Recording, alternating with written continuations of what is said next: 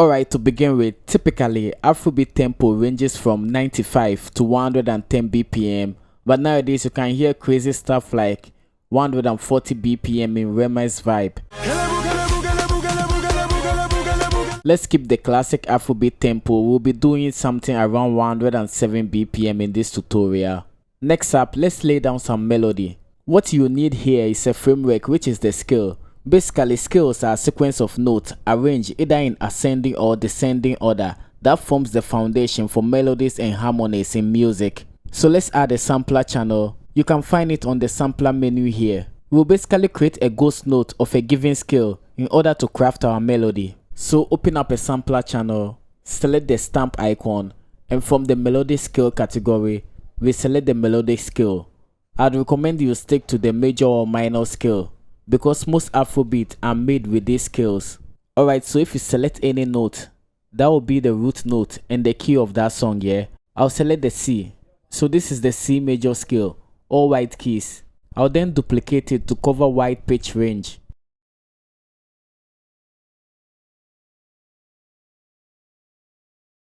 From here, we can go to our VST channel. You can see all these ghost notes here. That's the C major scale, yeah? If yours doesn't show, you can activate it by issuing the command alternate plus V. I've already selected this E piano from Expand 2 to make our melody. With basic music theory, our key is C major. That means C is the tonic. If you count ascendingly, we have the 1, 2, 3, 4, 5, 6, 7, and back to the 1 again. And if you count descendingly, it just goes down from the 7, 6, 5, 4, 3, 2, and back to the 1 again. So this is the structure. It just repeats itself both ascendingly and descendingly. With our chord progression, we select the 4, 5, 1 note of the scale. If you don't understand why this note work in the chord progression, there's a video up here that explains music theory and how to build chord progression. So basically, we turn them into chords by skipping each scale note. For example, G is a scale note. We skip that and select A. And B is another scale note. We skip that and select the C. This makes it F major chord.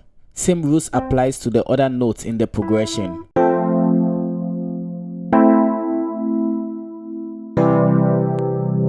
With that done, to make the progression dense, we duplicate the bass note down an octave, and to make it even better, we invert notes. So chord inversions are basically rearranging of chord notes. We can take this C and move it upwards, and with this G major chord, we can make it a dominant 7th chord. I'll just skip another scale note and select the next. From here, you can humanize it by hitting the command alternate plus R to randomize the velocity, Alt plus S to strum the note. This is a strong strum. That's way too much. Slightly like this is fine. Lastly, we do Alt plus X to scale the notes down. From here, we can create a complex texture of the E piano by layering it with other instruments.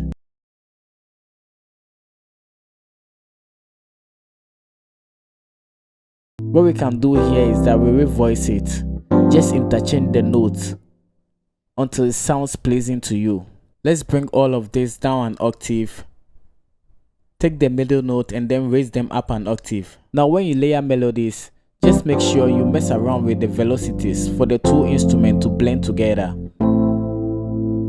Now we can add a counter melody. I'll be using this preset, a mallet from Xenology. Let's begin with just a single note to have a sense of rhythm and what we'll be going in for.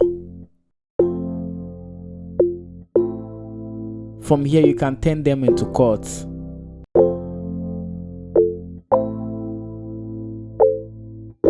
Now we can layer. So the first preset is up an octave and the second preset is down an octave. I just made this to make it sound a lot more richer. Now we can layer again with this one shot. It sounds funny and out of tune because the one shot is tuned to F sharp, yeah? And F sharp doesn't belong to the C major scale. To fix this, we can edit it in pitch corrector. Drag it to the C.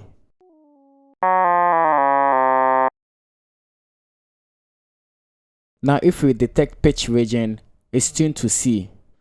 From here, let's add a lead melody.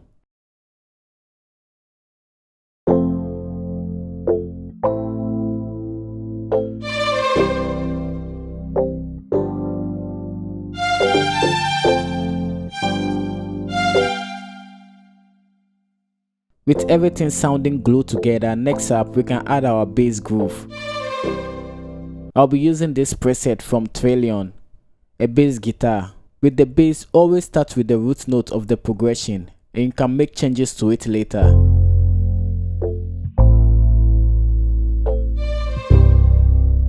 The bass sounds too punchy, the attack is right in your face. What we can do here is raise the attack from the envelope settings. Let me bring them all up an octave for those using their cell phones to hear the bass groove better.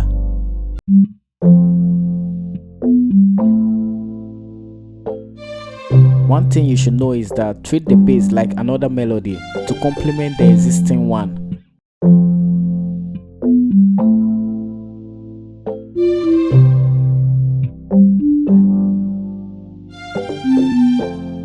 Alright, so with the melody taking shape, let's go to our drums. We can start with this bounce and then switch it up to make something like this. Always add swing for the drums not to be robotic. We can layer and then layer again. Add other percussions like bongo, and then the kick comes in.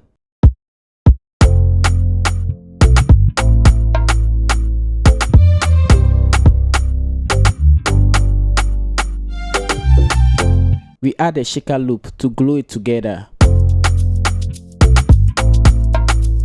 And you can always add a percussion loop that complements your drum groove to make it sound a lot more fuller.